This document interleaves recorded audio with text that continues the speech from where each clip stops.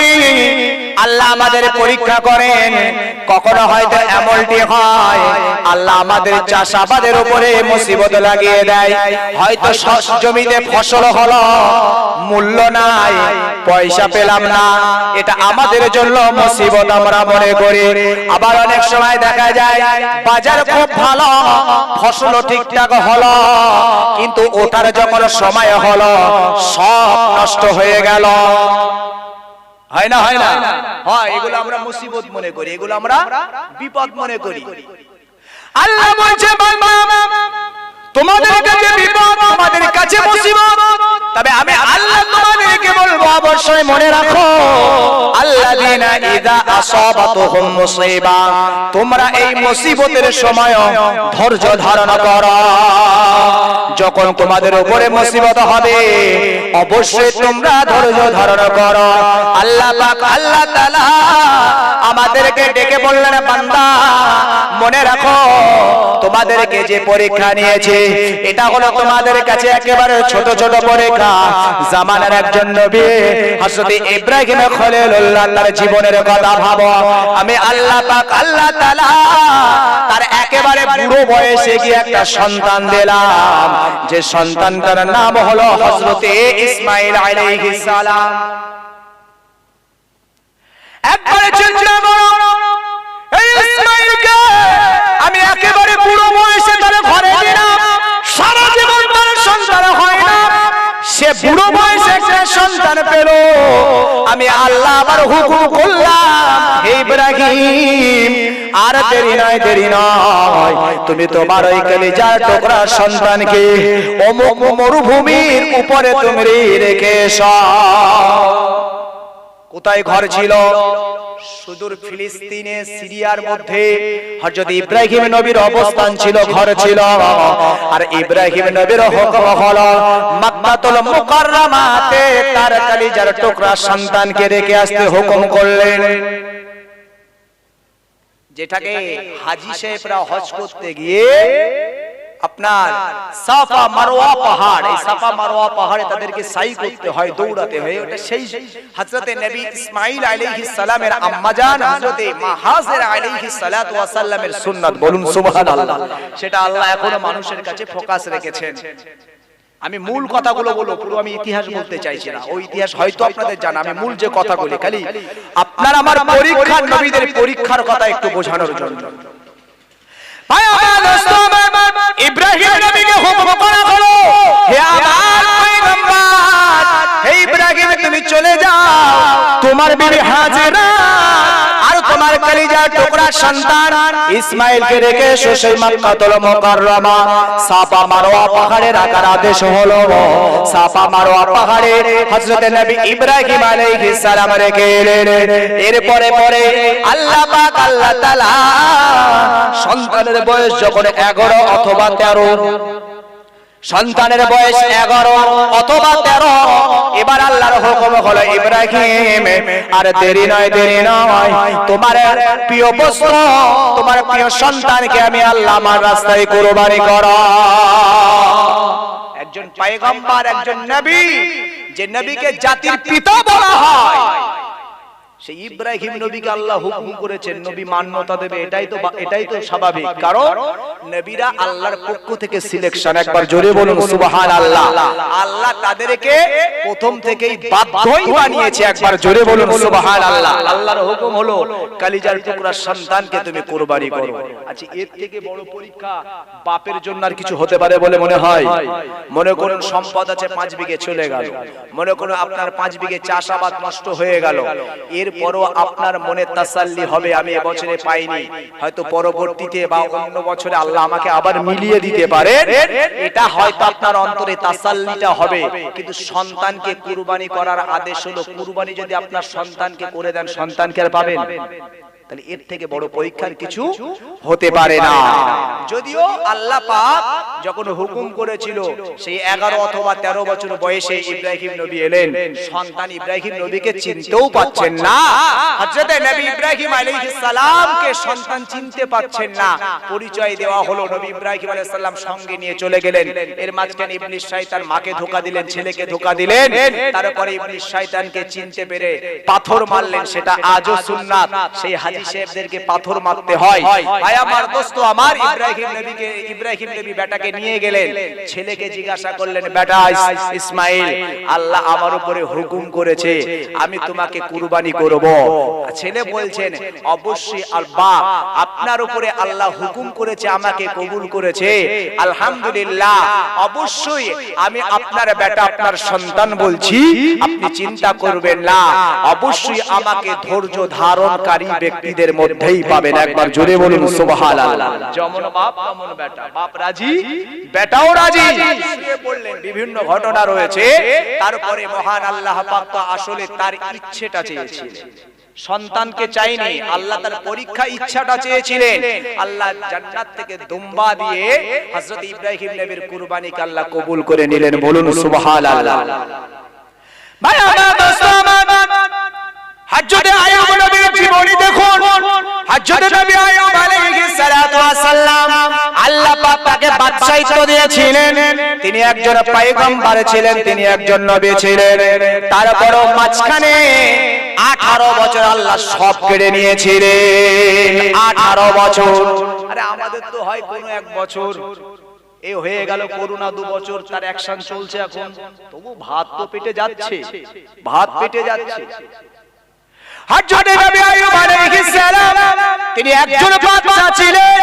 বাদশা থাকার পরে আল্লাহ পাক আল্লাহ তাআলা তার শরীরে কুষ্ঠ রোগ দিয়েছিল, আপনাদের জানা। এই কুষ্ঠ রোগ শরীরে এত বেড়ে গেল, হযরত নবী আইয়ুব আলাইহিস সালামের শরীর থেকে গন্ধ নির্গত হতে লাগলো, শরীর থেকে বদবু নির্গত হতে লাগলো, মানুষ আর পাশে থাকতে পারে না। হযরত আইয়ুব নবীর 4 জন স্ত্রী ছিল, এক করে 3 জন স্ত্রী বিদায় নিল, চলে গেল। আইয়ুব নবী শেষ স্ত্রীকে বলছে, আমার স্ত্রী আর দেরি নাই, তুমিও বিদায় নাও। সবাই ছেড়ে চলে গেল, তুমি বা কেন রইলে? হযরত আইয়ুব নবীকে ডেকে বললেন, হুজুর আমি আপনাকে ভালো সময়ে পেয়েছি, আপনার সমস্যা আপনার বিপদের সময় আমি আপনার সাথী হয়ে থাকতে চাই। একবার জোরে বলুন। এরা হলো বাধ্য স্ত্রী। হযরত আইয়ুব নবী আলাইহিস সালাম তার বাদশাহিত্ব চলে গেল। এবার এত গন্ধ ছড়াতে লাগলো, গ্রামের মানুষ এবার অধৈর্য হয়ে গেল, বলল আইয়ুব নবীকে গ্রাম থেকে বার করে দাও। একজন বাদশা, একজন পয়গম্বর, একজন নবী। হযরত আইয়ুব নবী আলাইহিস সালামকে এবার গ্রাম থেকে জঙ্গলের মধ্যে ফেলে রেখে এলো। থাকলো কত? 18 বছর। 1 বছর নয়, 18 বছর। আইয়ুব নবী বললেন, এই 18 বছর আল্লাহ যে আমাকে পরীক্ষা নিলে, আমি আইয়ুব নবী 18 বছর আল্লাহর পরীক্ষা দিলাম। আমি কোনদিন আল্লাহর দরবারে চাইলাম না, ও আমার রব, ও আমার খালিক, ও আমার মালিক, আমি আইয়ুব নবী আপনার দরবারে দোয়া চাই, আল্লাহ আপনি আমার এই বিমারি থেকে শিফা দান করুন। একবার জোরে বলুন। কারণ আল্লাহ আমাকে পরীক্ষা নিতে চেয়েছেন। যত লম্বা পরীক্ষা, সেই যত লম্বা পরীক্ষা হবে, যত দামি পরীক্ষা হবে, তার ফলাফল তত দামি হবে। হযরত আইয়ুব নবী বললেন, আমার শরীরে এত পচন ধরে গেল, শরীরের মধ্যে পোকা ধরে গেল, আমার শরীরের গোশত মাংস গুলো ওই পোকাগুলো টুকরো টুকরো করে খেতে লাগলো।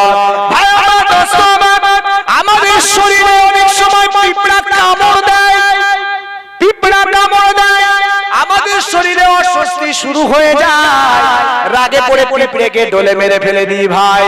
আর আইয়ুব নবীর শরীরে পোকাগুলো গোস্তগুলো ছিঁড়ে ছিঁড়ে খাচ্ছেন।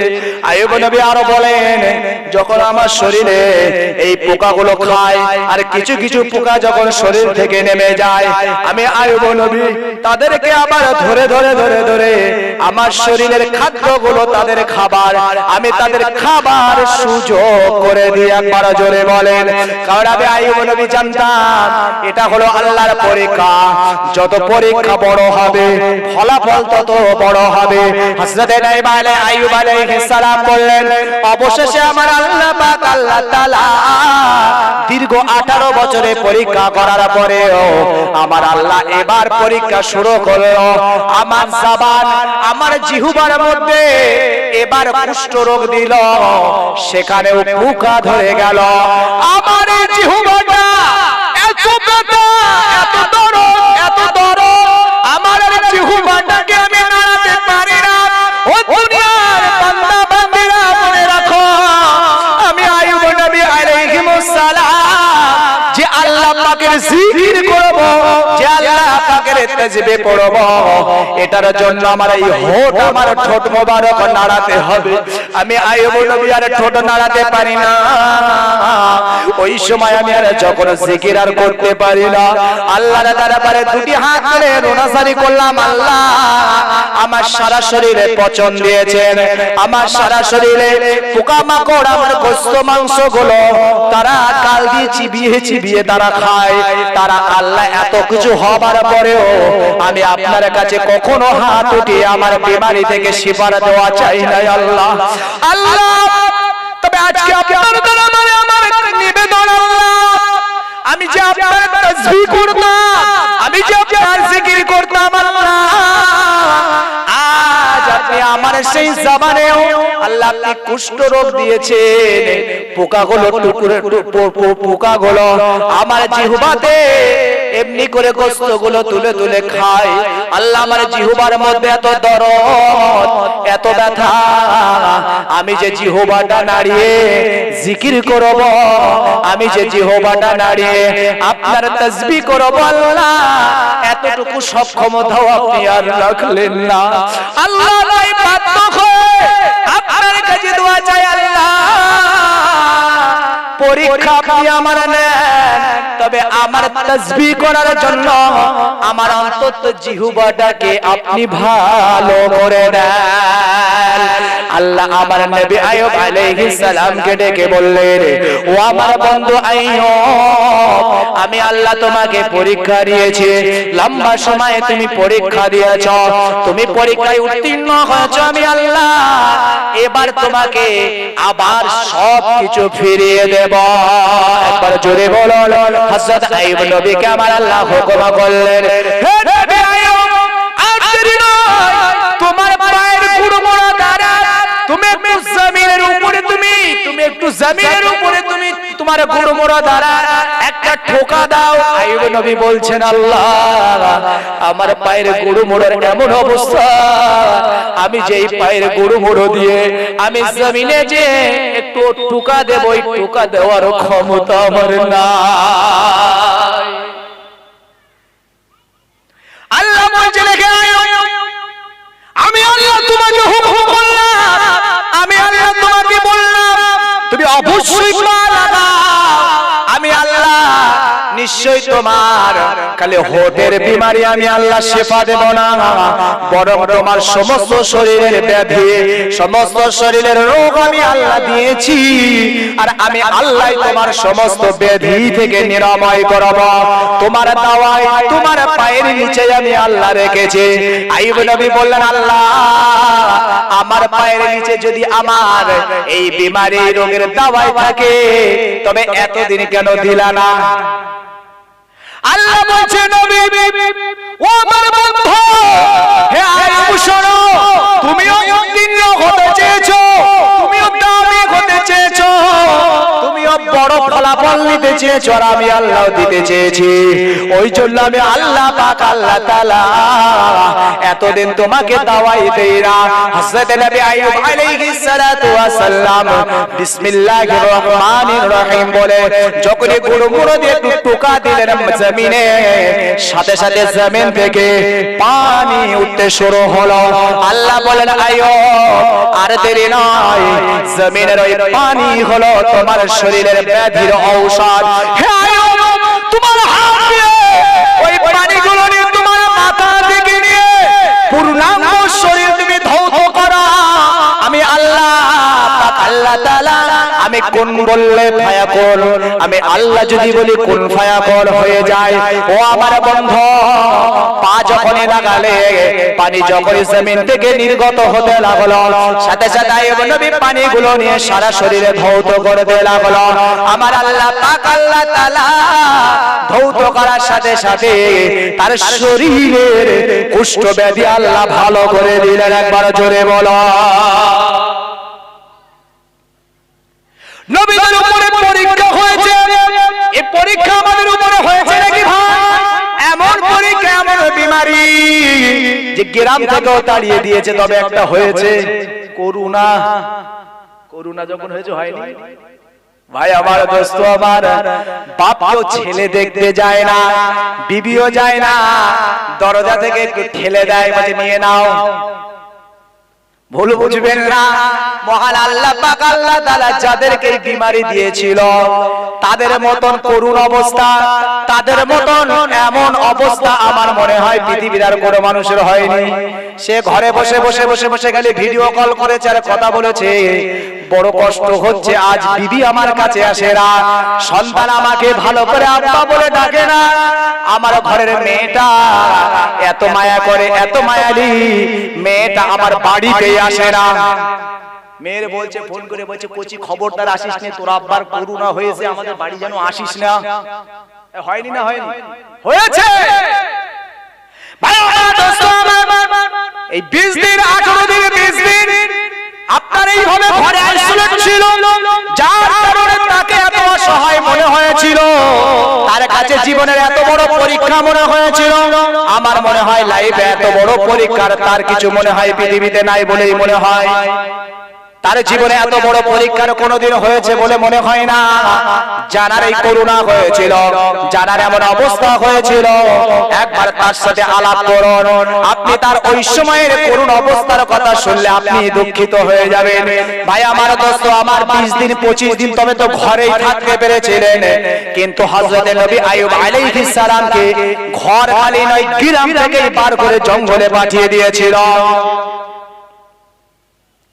ভাই আমার, দোস্ত আমার, হযরত নবী ইউসুফ আলাইহিস সালাতু ওয়াস সালামের কথা আপনাদের জানা। ইউসুফ নবীকে আমার আল্লাহ পরীক্ষা করেছিলেন। যে ইউসুফ নবীর কথা বলছি, যে ইউসুফ নবীর বাপ হলো নবী, তার বাপ হলো নবী, তার বাপ হলো নবী। একবার জোরে বলেন। ইউসুফ নবীর বাপ হলেন নবী আইয়ুব আলাইহিস সালাম, আইয়ুব নবীর আব্বা হলেন হযরতে ইসমাঈল আলাইহিস সালাম, হযরত ইসমাঈল আলাইহিস সালামের আব্বা হলেন হযরত ইব্রাহিম আলাইহিস সালাম। এই রকম শান শওকত আলা একজন নবী। ইউসুফ নবীকেও আল্লাহ বিপদ দেননি, মুসিবত দেয়নি। আমার আল্লাহ তাআলা নবীদের থেকে সবথেকে বেশি পরীক্ষা করেছেন। ভাই আমার, দোস্ত আমার, আমি আপনাকে একটা মূল কথা বোঝাতে চাইব। ভাই আমার, আমি আর লম্বা চওড়া করব না।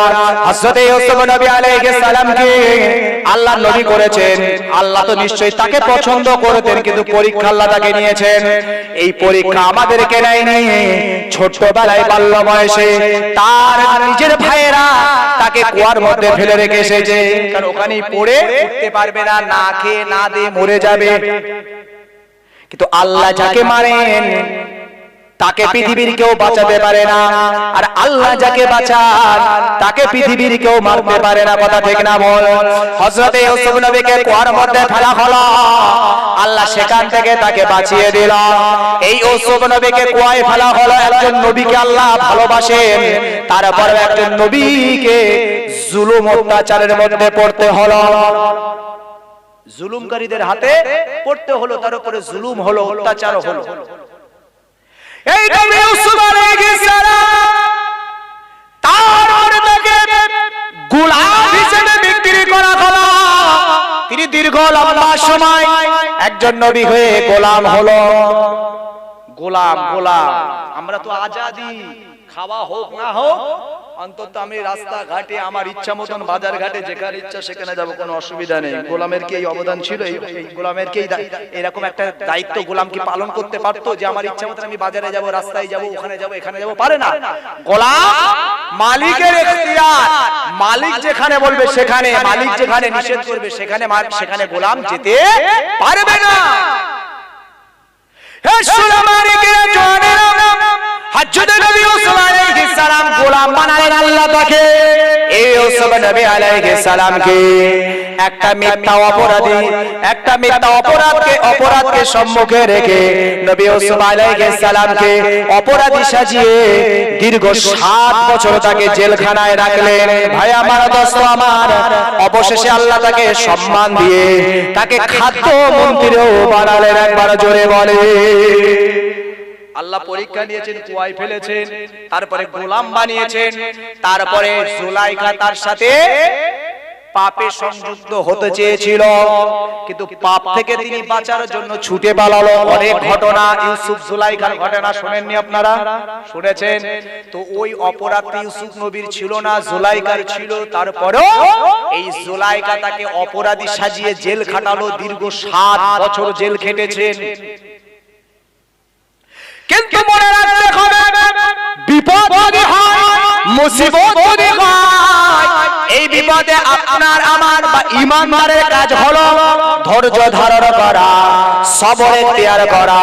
যা নবীরা করেছেন তারা কখনো অধৈর্য হয়নি। এবার জমিতে ফসল হলো, পয়সা হলো না, খবরদার ধৈর্য হারা হয়ে বলবেন না। ভাই আমার, দোস্ত আমার, আপনারা বিপদ হলো, মুসিবত হলো, খবরদার বলবেন না এত মানুষের ফেলে আমারই বিপদ হলো, বলবেন না। বরং বিপদ হয়েছে, বিপদ হয় ভালো মানুষের জন্য। আরে স্টুডেন্ট না হলে তার পরীক্ষা হয়? স্টুডেন্ট না হলে পরীক্ষা হয় না। এখন আপনি ছেলের বাপ, মেয়ের বাপ, আপনার পরীক্ষা নেই, আপনার ছেলে আর মেয়ের সকাল বিকেল পরীক্ষা। কথা ঠিক না বলে? একবার টিউশনিতে পরীক্ষা, একবার স্কুলে পরীক্ষা। আরে স্টুডেন্ট হলে তবে তো। যখন আপনি এই দ্বীন ইসলামের স্টুডেন্ট বনে যাবেন, মনে রাখবেন তখন আপনার উপরে মুসিবত আসবে, তখন আপনার উপরে বিপদ আসবে।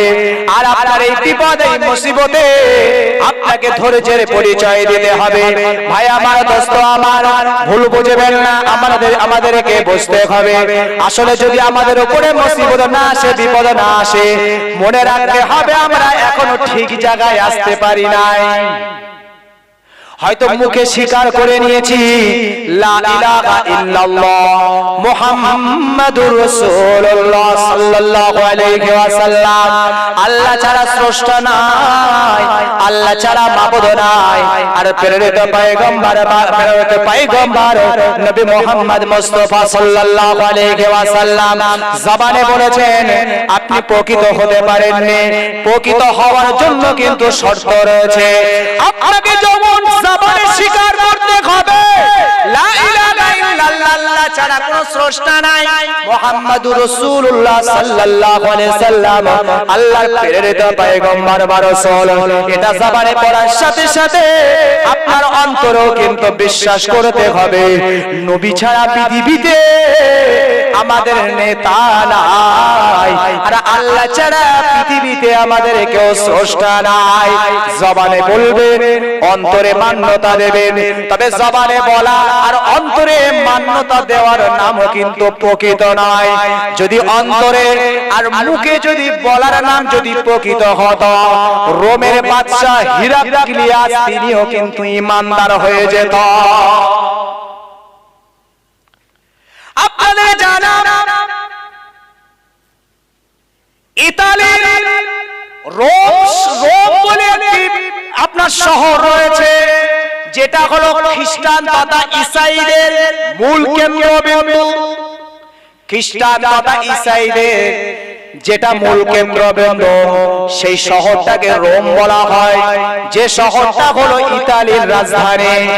আর এই ইতালির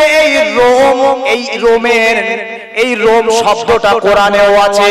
কোরআন পাকে আল্লাহ বললেন গুলি বাতির রোম। এই সেই রোম, যে রোমের নাম কোরআন শরীফে আছে।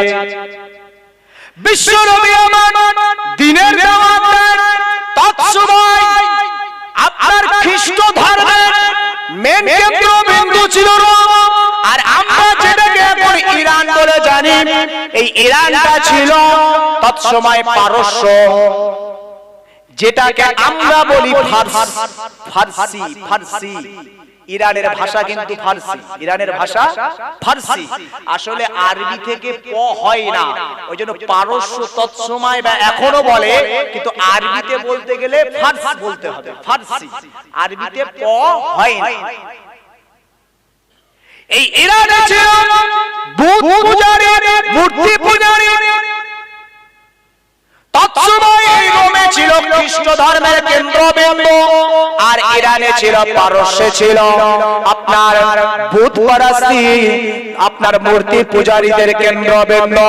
মহান আল্লাহ পাকের নবী, বিশ্ব নবী সরকার দো জাহান নবী পাক সাল্লাল্লাহু আলাইহি ওয়াসাল্লাম তৎসময় রোমের বাদশা ছিলেন হেরাক্লিয়াস। এই হেরাক্লিয়াসের কাছে নবী আপনার একটা পত্র লিখলেন। নবীর পত্রে সালাম দিলেন, আসসালামু আলা মান ইত্তাবাল হুদা।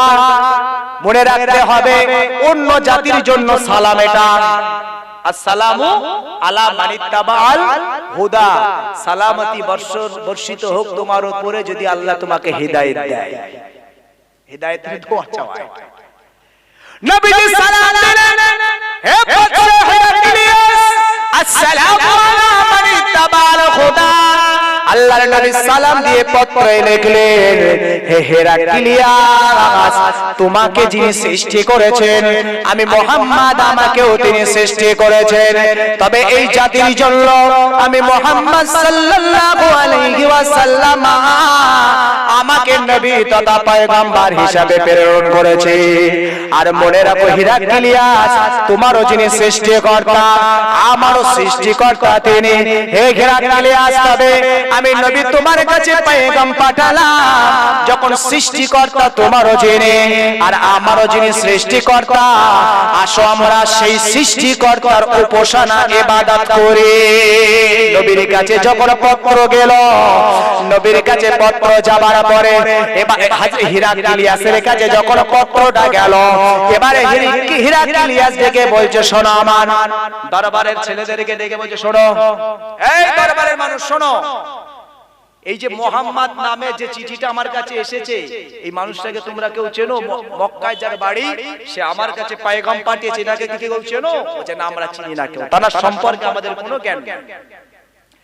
হেরাক্লিয়াস বললেন, তোমরা খবর নাও, সেই মক্কা থেকে কেউ কি রোমের মধ্যে ব্যবসা বাণিজ্যের জন্য এসেছে? যদি মক্কা থেকে কেউ যদি আসে, তোমরা খবর নাও, আমি হেরাক্লিয়াস আমার কাছে তাকে পাঠাও। ওরা সাথে সাথে চলে গেল।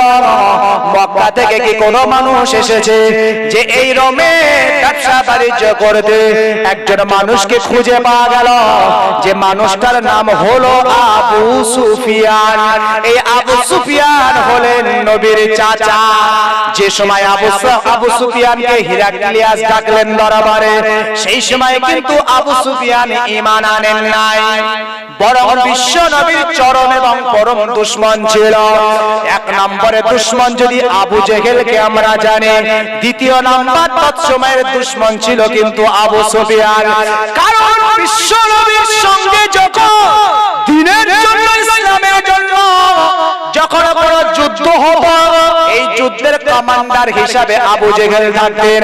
আর আবু জেহেল যদি কমান্ডার না হতেন তো আবু সুফিয়ান হতেন। বিশ্বনবীর চরম এবং পরম শত্রু ছিল। এই আবু সুফিয়ানকে হেরাক্লিয়াস ডাকলেন। হেরাক্লিয়াস বললেন, আবু সুফিয়ান, তোমার বাড়ি কে মক্কায়? বলে, জি হুজুর, আমার বাড়ি মক্কায়। মুহাম্মদকে কি চেনো? জি হুজুর চেনে। এই মুহাম্মদ সম্পর্কে তোমার কাছে কিছু জানবার ইচ্ছা, যদি তোমার জানা থাকে সত্যটা আমাকে জানাও। যদি আবু সুফিয়ান ঈমান আনেননি, হিরাক্লিয়াস তারপরেও তার কাছে প্রশ্ন করলেন, আর আবু সুফিয়ানও মিথ্যা তথ্য দেয়নি। হিরাক্লিয়াস জানতে চাইল প্রথম প্রশ্ন, এই মুহাম্মদ সম্পর্কে জানতে চায়, এই মুহাম্মদ ধনী না গরিব?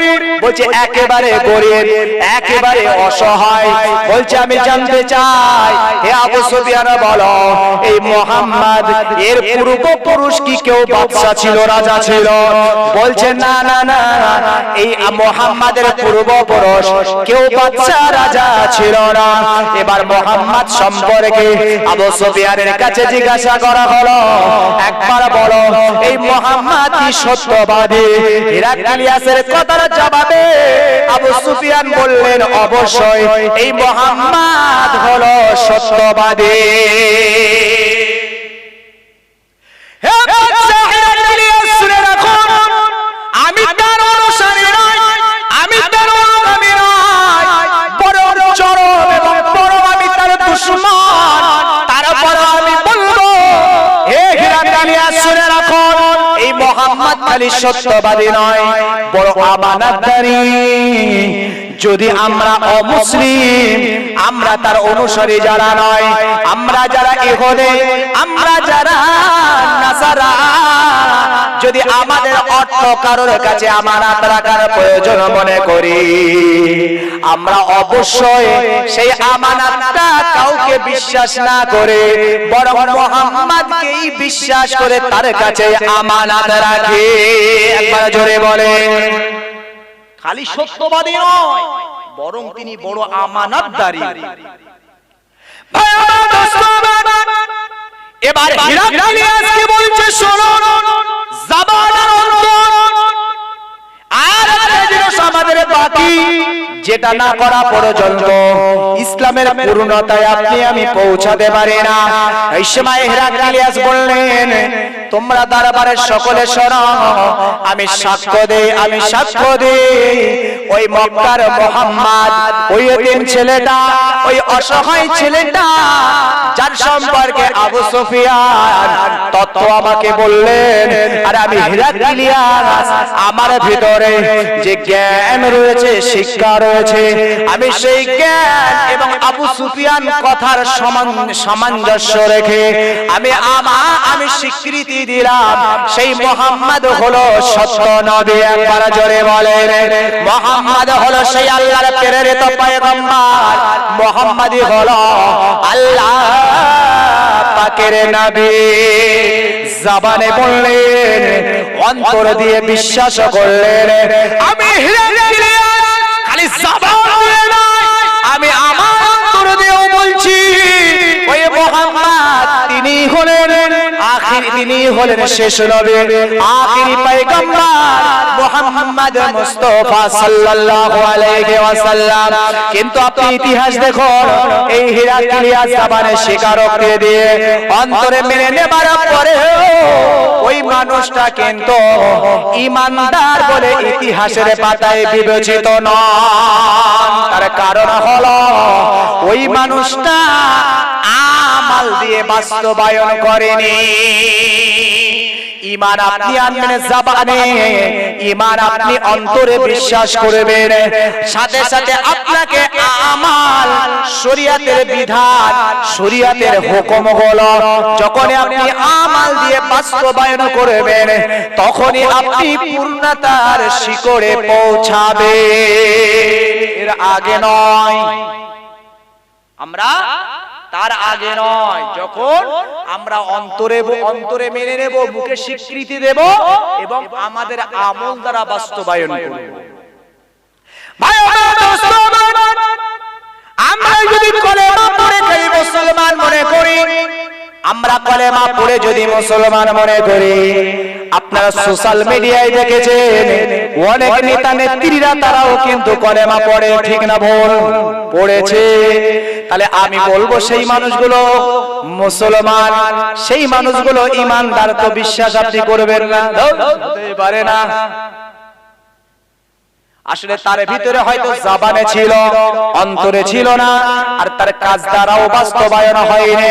ভাই আমার দোস্ত আমার, আপনাকে আমাকে বসতে হবে, আপনাকে আমাকে জবানে পড়তে হবে, অন্তরে স্বীকৃতি দিতে হবে, আর আমল দ্বারা বাস্তবায়ন করতে হবে, তবে আপনি নাজাত পেয়ে যাবেন।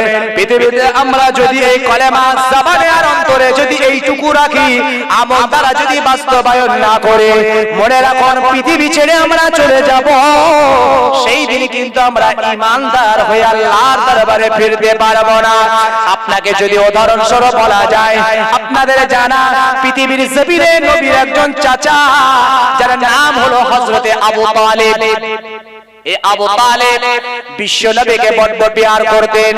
যে ভালোবাসা আপনি আমি দিতে পারি না, যে মহব্বত আপনি আমি নবীকে দিতে পারি না, এই চাচা আবু তালিব নবীকে এত ভালো এত মহব্বত করেছে, তারপরও বিদায় নিয়েছেন ঈমান আলা হয়ে না ঈমান হারা হয়ে। ঈমান হারা হয়ে।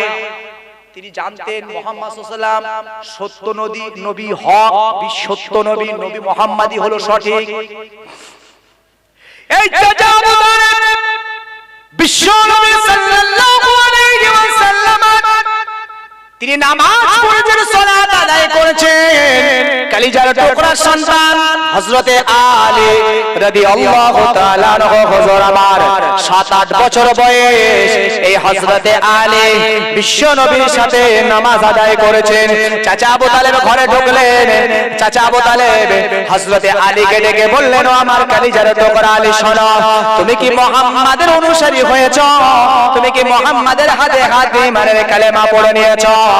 ওই সময় আবু তালিবকে তার কলিজার টুকরা সন্তান আলী ডেকে বলছেন, ও আমার আব্বা জান, এই মুহাম্মদ আমার বড় ভাই, তার ধর্মটাই আমার কাছে সত্য মনে হয়, তাই আমি তার হাতে হাত দিয়ে ঈমানের কালেমা পড়ে মুসলমান হয়ে গেছি। একবার জোরে বলে।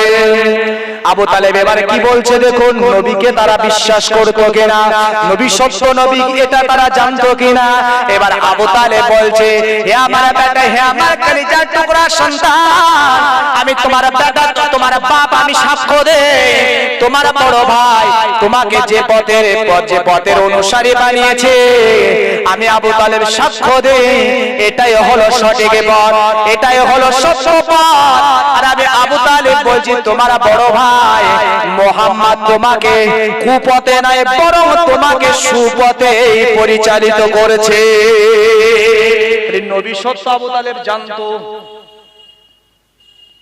এই চাচা আবু তালিব সারা জীবন বিশ্ব নবীকে তো মুহাম্মদ করেছে, নবী বলছে আর স্মরণ করছেন আল্লাহ। আমার চাচা আবু তালিব আজ বিচার সজ্জায় শাহিদ, আজ কত কষ্টে তার জীবন গুজরাচ্ছে আল্লাহ, আর হয়তো দুনিয়াতে হায়াতে থাকবে না, কিন্তু আমার চাচা আমাকে কত ভালোবেসেছে আল্লাহ। আজ সে কালেমা সে পড়েনি, ঈমান সে আনেনি, ওগো আল্লাহ আমার চাচা কত আমার মহব্বত করেছে।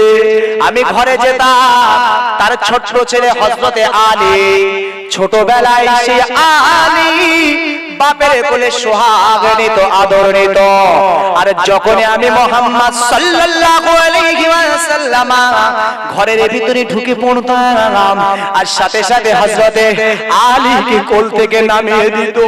ও আমার খালিক, ও আমার মালিক, আপনার দরবারে আমার চাচা আবু তালিবের কি প্রশংসা করব আল্লাহ। তার নিজের কলিজার টুকরায় ছোট্ট সন্তানকে কোল থেকে নামিয়ে দিয়ে আমি মুহাম্মদ আমাকে কোলে উঠিয়ে সোহাগ দিতে। একবার জোরে বলে। নিজের ছোট্ট ছেলেকে নামিয়ে দিয়ে নবীকে পেলে নবীকে কোলে নিয়ে সোহাগ দিতেন চাচা আবু তালিব। নবী বলছে এত মহব্বত, এত ভালোবাসা, আমার চাচা আমাকে বাঁচতে। মৃত্যু সজ্জায় শাহিদ, জাকানদানির কষ্ট পাচ্ছেন, নবী খুব কাঁদছেন, আমার চাচা কলেমা পড়ল না। বিশ্ব নবী আমার চাচা আবু তালিবকে লক্ষ্য করে বললেন, ও আমার চাচা আবু তালিব, সারা জীবন আপনি আপনার কোলে আপনি পিতার আশ্রয় রেখেছিলেন।